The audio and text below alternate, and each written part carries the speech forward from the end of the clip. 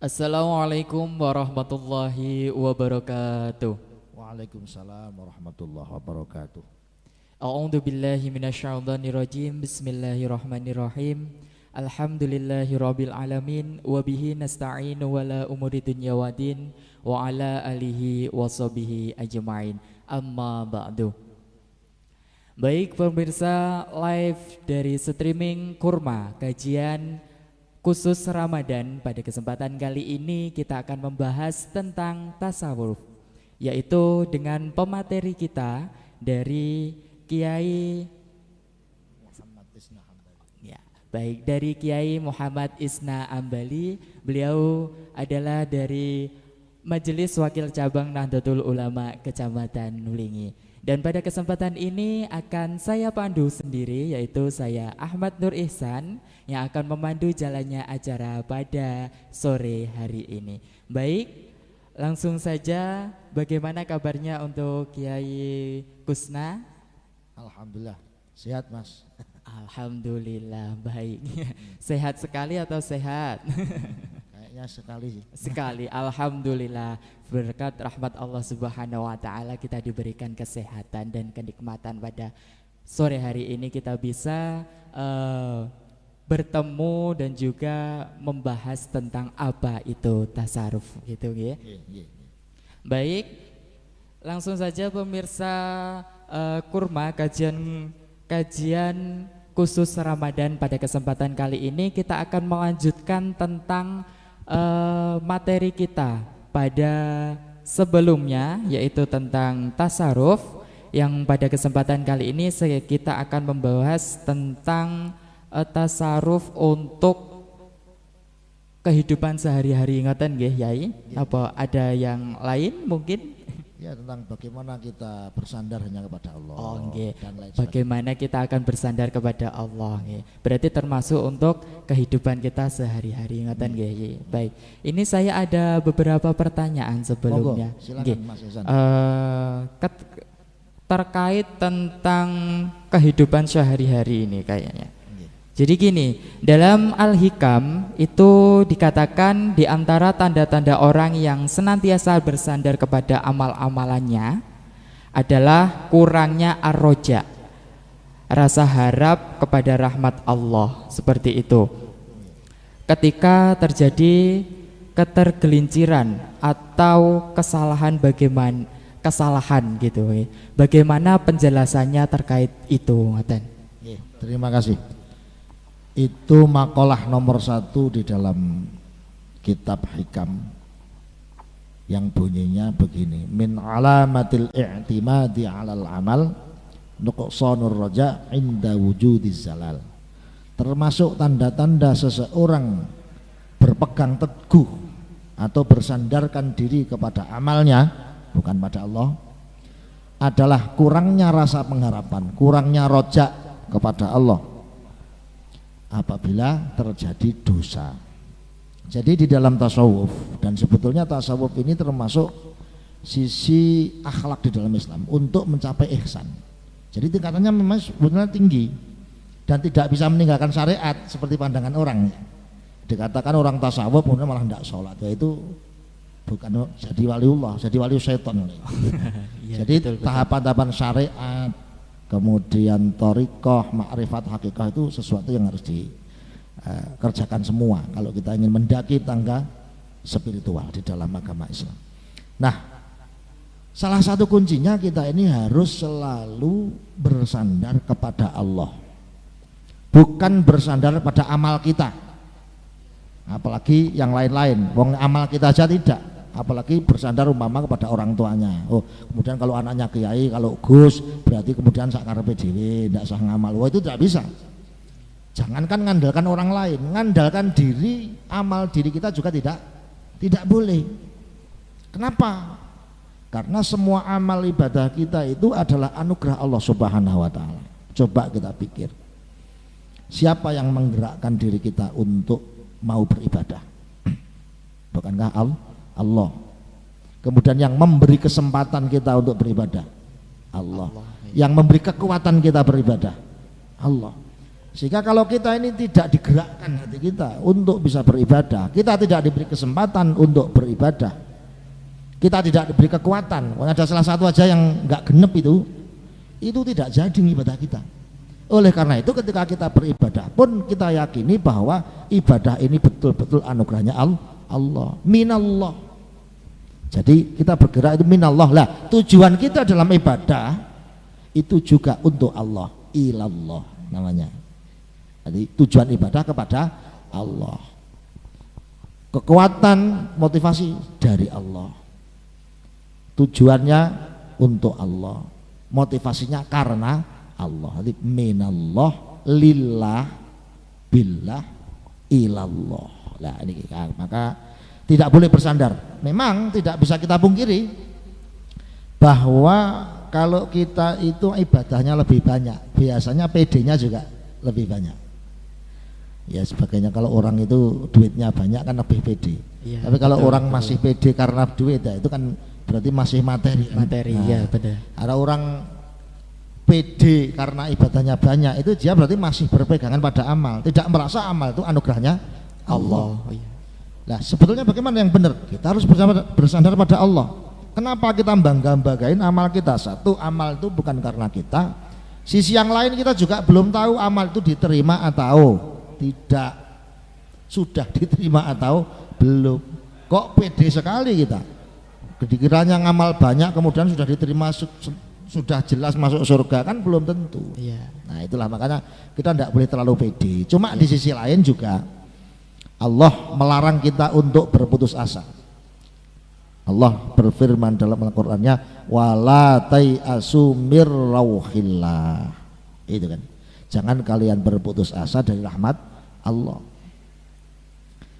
Jadi tidak boleh kita itu berputus asa. Sehingga apabila kita sebagai manusia masih belum beribadah atau ibadahnya masih bolong-bolong, masih banyak kekurangannya, ayo jangan putus asa. Rahmat Allah sangatlah luas, ampunan Allah cukup untuk mengampuni kita semua, jangan khawatir.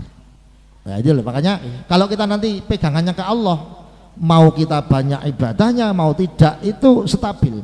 Ketika kita banyak ibadah bersyukur, alhamdulillah ya Allah, diri sudah kau perjalankan untuk beribadah, mohon engkau berterima ibadah kami ini. Andai pun nanti ternyata masih banyak kita kekurangannya, ya Allah ampunkan kami. Saya yakin bahwa ampunanmu, luasnya kasih sayangmu melebihi semua yang kami harapkan daripada maafmu kepadaku, daripada sekedar kesalahan saya ini. Saya kembali padamu ya Allah, aku bertobat kepadamu. Jadi terus merasa begitu, nggak pernah putus asa. Jadi begitu kita salah, ibadahnya masih bolong-bolong, ya Allah ya sudah, aku akan bangkit lagi. Ini gimana, mau gimana lagi, sudah kadung, tapi yang esok harus lebih baik, nanti harus lebih baik. Jadi gitu, jatuh bangkit itulah manusia. Iya, baik. Jangan berharap nggak dosa, itu manusia itu tempatnya dosa. Itu kalau ada hadisnya tuh, hadis qudsi, bahkan kalau ada manusia selalu tidak berdosa, andai kata manusia itu selalu tidak berdosa, kata Rasulullah dalam hadis qudsi. Jadi Allah yang mengatakan, yang berfirman dalam hadis qudsi, kok andai kan semua itu tidak berdosa, maka manusia yang ada ini akan saya habiskan. Habis itu aku akan ciptakan makhluk baru yang bisa berdosa dan bisa bertobat. Kenapa? Karena di dalam bertobatnya, Allah menerima tobat itu kan menerapkan sifat tawabnya. Lah kalau nggak ada orang berdosa, tawabnya prakteknya di mana, Mas? Luasnya ampunannya terpraktek di mana? Orang sudah baik semua, nggak ada yang salah. Lah terus sifat pemaafnya kelihatannya di mana nanti? Nah, jadi kira-kira begitu penjelasannya. Nah, baik ya. Itu untuk menyikapinya, kita untuk menyikapi agar kita tidak ketergantungan dengan ibadah kita. Jadi kita ketergantungan kepada Allah Subhanahu wa taala. Nah, itu bagaimana kita menyikapi hal yang seperti itu, Ngatan? Kita harus menyadari kita itu dari siapa. Itu caranya, menyadari kita dulu siapa. Pernahkah kita dulu daftar hidup? Tidak. Nah, tidak. Ya. Tiba-tiba kita diberikan hidup yang sangat indah ini. Bisa melihat warna hijaunya NU, bisa warna-warni merah putihnya Indonesia, atau warna-warninya dunia. Iya, iya. Itu kan nikmat semua. Iya, Itu bukan benar. karena kita. Apalagi kalau kita itu dilahirkan dari keluarga orang yang berada, misalnya keluarga bangsawan. Ya, kalau kita kan bangsawan bangsa Tangyawan gitu. Ini yang bangsawan beneran, anak raja, anak sultan, Iya. itu kan lebih patut kita bersyukur. Kita dulu siapa? Kita tidak pernah daftar. Tiba-tiba kita diberi nikmat yang semacam ini. Ini kan pasti ada. Kalau kesadaran orang umum itu ada adikodrati, kekuatan yang di luar kekuatan kita. Lalu kita sebagai orang iman jelas itulah Allah. Kalau begitu, bagaimana kita tidak bisa berharap hanya kepada Allah? Sebagaimana dulu kita tidak ada kemudian diadakan atas rahmatnya, tentunya kan Allah juga bertanggung jawab untuk seluruh kehidupan kita. Kalau begitu, mestinya kita tergantungnya hanya kepada Allah, bukan pada kita yang tadinya bukan siapa-siapa itu. Besok kalau mati juga tidak jadi apa-apa lagi. Benar, iya. Itu ya, Iya, terus yang iya. diandalin apa? Iya. Makanya Meskipun kita banyak harta di dunia kan juga enggak kita bawa mati seperti itu nggih, ya, nggih. ya siapa yang tahu kalau ada kebakaran seperti di Los Angeles, Nah, Los Angeles itu. ya. Benar, benar. Waduh, siapa presidennya, Mas? Siapa ya? Donald Trump. Iya, Donald Trump. Benar. Kadung kemlo inti itu akan menjadikan neraka ke Gaza, kualat. Ya, kebalik malah sendiri negaranya Los Angeles yang sendiri yang terlalu. Iya, baik. Itu kan artis-artis itu kan langsung nyungsep. Iya, iya. Contoh untuk benar. kita semua. Baik, itu Orang contoh untuk kita kaya semua. nyungsep mendadak itu. Ya kalau sandarannya pada harta kayak gitu. Begitupun kalau sandarannya pada amal, tapi bahkan nggak ada yang diterima umpamanya. Benar, Apa benar. nasib? Iya, benar. Jadi yang diandalkan adalah rahmatnya. Rahmatnya Allah. Karena amal juga yang menciptakan adalah Allah. Iya, Ya, kan betul. timbulnya dari pemikiran kita. Tapi Pemikiran kita juga sumbernya dari Allah Subhanahu wa taala. Baik, seperti itu pemirsa Kurma kajian Ramadan untuk materi kita yang untuk pertanyaan kita, bukan materi, untuk pertanyaan kita yang pertama tadi. Terus kita lanjut untuk pertanyaan kita yang kedua, yaitu gini ya. Saya pernah mendengar tentang makom tarjid dan juga asbab. Itu penjelasannya bagaimana ya untuk kedua hal itu? Tajrid, Mas. Ya. Oh iya iya, tajrid nggih, maaf Mas. Maksudnya takjim ro ya tajrid. Makom tajrid itu adalah makom di mana seseorang tidak perlu bekerja layaknya orang umum, tapi rezekinya datang sendiri. Jadi makom itu makam yang mendorong seseorang itu hanya memperbanyak ibadah kepada Allah Subhanahu wa taala. Sedangkan makom asbab itu namanya asbab, itu jamaknya sebab. Itu bahasa Arab asbab itu sebab. Jadi kedudukan di mana seseorang masih harus melakukan sebab-sebab yang seperti sunatullah yang berlaku di muka bumi ini. Artinya dia harus bekerja keras, dia harus punya mata pencaharian, harus bekerja profesional untuk bisa dapat rezeki yang banyak, bisa punya uang dan sebagainya. Lah, semuanya ada ciri-cirinya di dalam hikam, dan ini termasuk bagian ilmu tasawuf yang cukup tinggi dan biasa dikaji di pondok-pondok pesantren yang cukup tinggi. Jadi biasanya enggak diajarkan di level awal, ini biasanya diajarkan kepada yang sudah ustadz-ustadz biasanya gitu, atau kadang buat rutinan para alumni, jadi sudah selesai, sudah merasakan kehidupan di masyarakat. Nah, jadi menata batin bahwa kita itu harus mengalir, Mas. Kita itu harus mengikuti apa yang Allah kehendaki pada kita. Ya cirinya gampang, karena makom tajrid itu makom yang tidak perlu bekerja tetapi kemudian rezekinya datang sendiri. Apabila kita memang modelnya seperti itu, hari-hari cukup ke masjid, ya, kemudian habis itu berzikir, berwirid, habis itu dakwah, habis itu wirid lagi, terus tidur, ya, bangun, cuma acara gitu-gitu aja, tapi duitnya kok banyak. Iya, iya niku. Tiba-tiba ya banyak aja orang yang membutuhkan. Ada orang yang butuh apa, butuh didoakan, butuh apa. Duitnya banyak. Enggak pernah ketelatan duit. Berarti orang itu kedudukannya tajrid. Oh. Kalau sudah tajrid itu nikmati berada di situ. Tetaplah beribadah pada Allah, bersyukur karena diberikan kedudukan yang tinggi, tetapi terus berikan manfaat yang banyak kepada manusia melalui jalur tajridnya itu.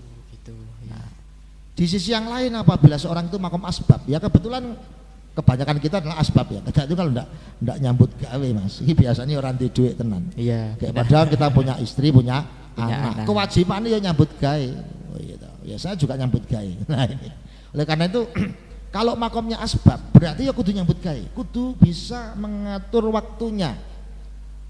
Pagi-pagi harus bekerja yang profesional, jadi pegawai kah, jadi karyawan, jadi berdagang dan sebagainya, itu semua termasuk bentuknya. Lah antara tajrid dan asbab itu lebih unggul mana?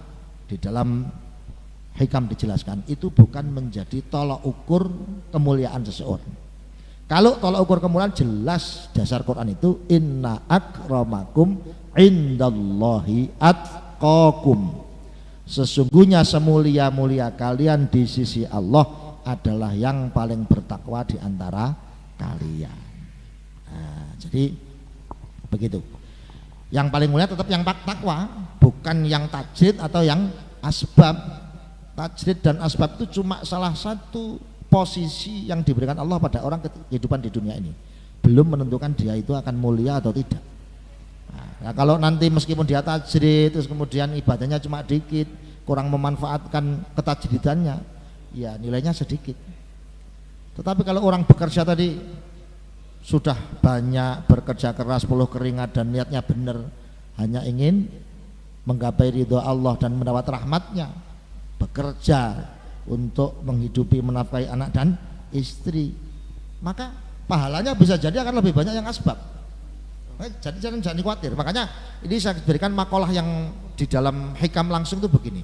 Iradatuka at-tajrida ma'iqamatillah iyyaka fil asbab minasyahwatil khafiyah. Kehendakmu untuk mencapai makom tajrid padahal Allah mendudukkanmu di dalam makom asbab, itu termasuk syahwat yang tersembunyi. Jangan dikira kalau orang ingin ibadah terus bagus, lihat-lihat dong. Kamu ini makom tajrid apa? Asbab. Oh, kalau tidak bekerja kamu tuh melarat bener padahal punya tanggungan, itu syahwat. Kalau kamu nggak mau bekerja, syahwat itu. Oh, itu masuk syahwat. Masuk ya? Syahwat. Bukan hawa nafsu berarti. Ya, unda-undi. Unda-undi. Oh iya iya. Terusannya makalah begini. Sebaliknya wa iradatukal asbab ma'iqamatillahi iyyaka fit tajrid inqitatun minal himmatil aliyah. Kehendakmu untuk bermakom asbab, nyambut gawe, mau wempeng wis rodok malah ngalah-ngalah nih sholatnya jamaah, pendidikannya dan sebagainya. Padahal Allah mendudukkanmu di makom tajrid. Padahal kamu nggak begitu bekerja, itu sudah rezeki datang aja. Tenang, bisa ngurus keluarga, bisa ngurus pendidikan, bisa ngurus apa itu dakwahnya, tenang ya. Kok malah pengen nyambut gawe tok nyel asbab? Lah itu namanya inkhitotun, turun dari cita-cita yang tinggi. Iya. Itu berarti kembali lagi kita pada materi yang awal tadi ya, penjelasan yang awal, tetap kita tujukan kepada Allah Subhanahu wa taala, bukan karena kehendak kita sendiri atau amal kita sendiri gitu ya berarti. Ada hubungannya. Iya. Jadi di sini lebih kepada kita tuh harus menerima, mengalir. Allah menempatkan kita sebagai apa? Kedudukan tajrid apa? Asbab. Manut nderek dawe Gusti. Ya, itu. Baik. Terus ini ada lagi dalam firman Allah dikatakan bahwa Allah tidak akan merubah nasib suatu kaum kecuali kaum itu sendiri yang merubah nasibnya ya. Namun di dalam tasawuf usaha apapun tidak akan merubah takdir. Nah, ini bagaimana penjelasannya? Terima kasih. Ini pertanyaan yang bagus sekali dan mungkin banyak orang yang masih terjebak di sini sampai akhirnya tidak percaya takdir, atau sebaliknya kepercayaan yang takdir malah tidak pakai usaha gitu. Itu ayat Qur'annya begini Mas Ihsan, innallaha la yughayyiru ma biqaumin hatta yughayyiru ma bi anfusihim. Sesungguhnya Allah tidak akan merubah nasib suatu kaum sehingga atau sampai kaum itu yang merubah nasibnya sendiri. Kalau menurut ilmu tafsir sebetulnya Mas, ini potensinya orang itu semua diberi nasib yang baik. Aslinya begitu. Ini yang menurut tafsir. Allah tidak akan merubah nasib orang yang baik itu. Sudah baik-baik semua, sudah sukses, sudah berlimpah, sudah sempurna semuanya. Allah tidak akan merubah nasib seperti itu kecuali orang itu yang merubah nasibnya sendiri, dalam arti dia melakukan dosa. Jadi potensi awalnya seorang manusia itu diberikan kebaikan-kebaikan. Nasib baik ini akan berubah buruk kalau manusia itu merubahnya, yaitu dengan cara bermaksiat, durhaka kepada Allah. Namun ya tidak, jalannya apa artinya, penjelasannya tidak berhenti di situ, tidak berhenti di situ. Ini bisa juga untuk sebagai motivasi. Kebanyakan mubalik mengatakan ini orang terpuruk kemudian bangkit dengan usahanya sendiri. Karena kebanyakan begitu. Kalau yang itu motivasi dan itu kebaikan, tidak apa-apa. Jadi ada orang terpuruk ini tidak akan berubah kecuali kalau orang itu mau berikhtiar sendiri dengan usaha keras dan sebagainya. Lah ini kita praktekkan atau kita dudukkan pada masalah kita melakukan sesuatu yang seperti tuntutan Allah menempatkan kita sebagai apa tadi? Bukan di dalam rangka untuk merubah takdir sejati. Kalau takdir sejati itu sudah tidak bisa dirubah. Masa Allah nggak tahu nasib kita?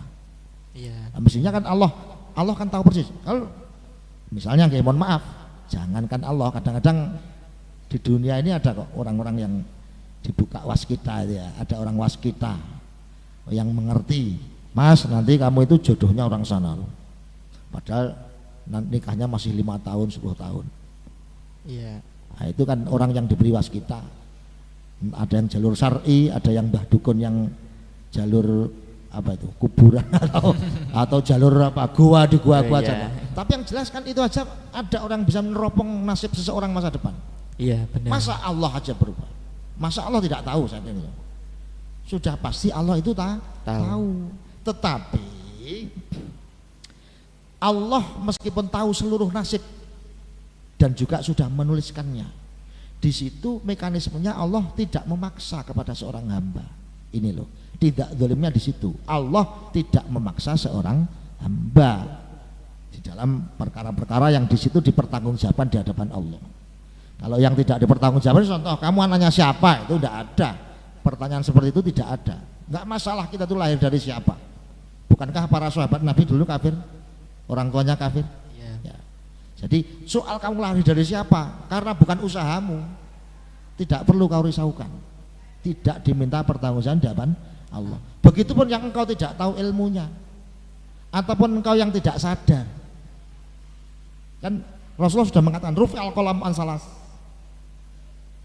Catatan dosa itu dihilangkan dari 3 orang kata Rasul. 1 orang yang tidur sampai dia bangun. Nah, ini urutannya tidak saya urutkan. Atau orang yang tidak mengerti sampai dia mengerti. Atau orang yang tidak sadar sampai dia sadar. Jadi kan tidak ada kezaliman di situ. Namun meskipun tidak ada kezaliman, Allah tahu persis Pak. Ujung orang ini akan sampai di mana. Karena kan skenarionya kan semua sudah Allah. Nah, itulah yang dimaksud tidak akan bisa menembus takdir itu seperti itu. Jadi memang dari sisi kita harus pakai, yang penting kita ikhtiar, menjemput cita-cita kita, berdoa. Barangkali di situ ada nasib kita. Kan begitu. Cuma barangkali, tapi yang tahu persis informasinya hanya Allah Subhanahu wa ta'ala. Jadi walhasil dalil-dalil itu semua saling melengkapi Mas, bukan saling meniadakan atau tabrakan, itu tidak. Makanya perlu dijelaskan supaya duduknya tepat gitu loh. Nah saya kira begitu. Oh, baik itu tadi beberapa penjelasan, dan ini ada lagi agak nyeleweng sebenarnya, tapi masih berkaitan dengan tasawuf. Ini bagaimana cara, mengapa ajaran tasawuf ini mudah diterima pada zaman pra-Islam dulu? Nah itu ya, itu menurut yang kami pahami ya, karena ajaran tasawuf itu ajarannya lunak Mas, yang lebih dipentingkan tuh hati. Dan soal orang-orang yang berhasil mengelola hatinya ini biasanya akan lebih mudah diterima. Contoh orang kalau berhadapan dengan orang yang pemarah dengan yang tidak pemarah, suka mana Mas Ihsan kira-kira? Suka yang tidak pemarah. Yang tidak pemarah. Nah, itu kan ajaran-ajaran semacam itu kan ajaran tasawuf. Sebetulnya itu juga ajaran Islam gitu loh.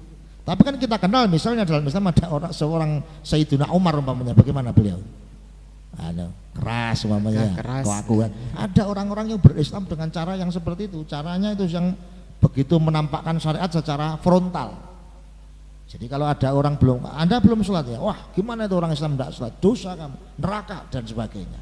Ada orang yang tasawufnya lebih kedepankan, padahal itu juga ajaran Islam, jelas itu. Ada orang belum sholat, bagaimana supaya dia senang masjid dulu, kalem-kalem, dia senang kegiatannya di masjid ya, diundang kasih makan ya. Lama-lama diberitahu sholat itu bisa menghilangkan keji dan mungkar. Sholat itu Bapak Ibu, kalau orang itu sering istiqomah sholat duha, insya Allah rezekinya lancar, itu kan tertarik kan. Nah, ada orang punya masalah, dan ini menjadi media dakwahnya para ulama kuno. Jadi kalau ada masyarakat itu banyak masalah, itu mendatangi para kiai, Mbah Yai mohon maaf ini saya keluarganya kok ruwet toh. Nyun sewu ya Pak ya, Bapak sholat apa tidak? Belum Pak, lah itu masalahnya. Orang itu kalau sudah sholat, padahal yang disembahnya nggak kelihatan loh, dijaga bener 5 waktu tertib. Insya Allah kalau Anda bisa mengatur sesuatu yang bahkan tidak diawasi, kelihatan nyata di depan kita yang mengawasi, itu nanti hidup Anda akan teratur, hidup Anda akan tertib, teratur, tertib, tata, sudahlah. Dan itu memang dalam hadis-hadisnya banyak sih, orang yang selalu istiqomah dalam sholatnya ini kan membawa kepada kehidupan yang beruntung dunia akhirat. Makanya ada sabda Rasulullah SAW, sekalipun hadisnya dhaif tapi untuk fadlul amal, ada di Riyadhus Shalihin. Riyadhus Shalihin, ada di Durratun Nasihin itu, barang siapa orang yang selalu menjaga sholatnya dengan berjamaah itu dapat 5 Mas. Dapat berapa? 5. 1, tidak pernah sempit rezeki di dunia, gak tahu melarat Mas, enak toh. Nah syaratnya sholatnya sergap. Ini kita tidak dakwah kita, 1 itu.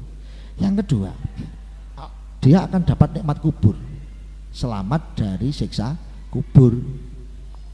Yang nomor 3, dia nanti akan dibangkitkan catatan amalnya ya, catatan amalnya itu akan diberikan melalui tangan kanan, dan itu sebagai tanda bahwa orang itu selamat ke surga. Yang keempat, dia nanti akan bisa melewati Shiratal Mustaqim kalbarqil khatib, bagaikan kilat yang menyambar, lap gitu. Dan yang terakhir, dia akan masuk surga tanpa hisab. Enak toh? Nah ini, jadi lembut, diajak ke masjid, ajak kumpul makan-makan lama-lama. Sama sebentar aja, tidak usah wiritan lama-lama, doa aja nggak apa-apa. Hajatnya apa, doa itu waktu yang mustajab kan habis sholat itu. Iya, nah, itu. Iya. Begitu Mas. Baik, sebenarnya itu tasarruf dalam kehidupan sehari-hari kita sudah melaksanakan, cuma kita tidak menyadarinya, ngoten nggih ya berarti. Nah, baik, itu tadi beberapa pertanyaan dari kita terkait tentang tasawuf, maaf. Nah, ini pemirsa Kurma dimanapun Anda berada, gini ya, untuk kata-kata penutup untuk materi kita pada sore hari ini, saya minta sepatah 2 patah kata untuk kita meningkatkan atau untuk kita mengajak semua kalangan meningkatkan takwa kita kepada Allah, bagaimana dan juga seperti apa contohnya. Terima kasih Mas Ihsan. Penutup saya terkait materi kita hari ini ya. Pertama, jangan mengandalkan amal, sekalipun kita harus beramal, andalkanlah Allah. Poin 1 itu. Yang kedua, kita ikuti apa yang Allah kehendaki untuk kita. Kita syukuri, kita nikmati, kita berbuat yang terbaik di mana Allah mendudukkan kita. Mau tajrid, mau asbab, itu bebas saja, terserah Allah. Yang penting takwa. Yang terakhir, betapapun takdir kita seperti apa, Allah yang sudah mengaturnya, tetapi kita tidak tahu. Yang penting kita selalu menjadi orang yang beriman, beramal saleh, berusaha terbaik, berdoa sebanyak-banyaknya. Mudah-mudahan penuh nikmat di dunia, penuh kebahagiaan sampai akhirnya masuk surga. Allahumma amin. Kira-kira itu yang saya sampaikan. Baik. Terima kasih Ye untuk materinya tasawuf pada kesempatan kali ini. Dan untuk para pemirsa, saya berpesan apa yang kita pelajari pada sore hari ini, marilah kita menerapkannya dalam kehidupan sehari-hari kita. Dan apabila masih belum bisa menerapkannya, mari kita mulai perlahan demi perlahan, itu nanti akan mencapai puncaknya. Ngoten nggih. Baik. Pada kesempatan kali ini mungkin sudah selesai, mari kita tutup materi pada sore hari ini, dan jangan lupa kita lanjut pada episode selanjutnya. Dari saya sekian, wassalamualaikum warahmatullahi wabarakatuh. Waalaikumsalam warahmatullahi